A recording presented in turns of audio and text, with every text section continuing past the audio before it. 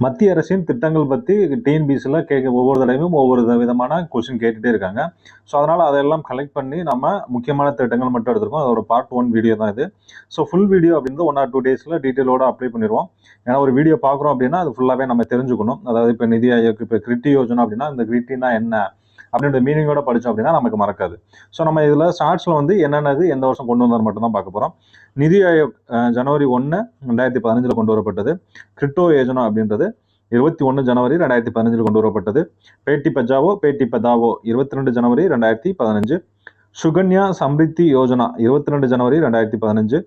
முத்ரா வங்கி Yojana 8 April 2015. Pradhan Mantri Suraksha Bima Yojana 9th மே 2015. Atal pension Yojana 9th மே 2015. Pradhan Mantri Jeevan Jyoti Yojana 9th மே 2015.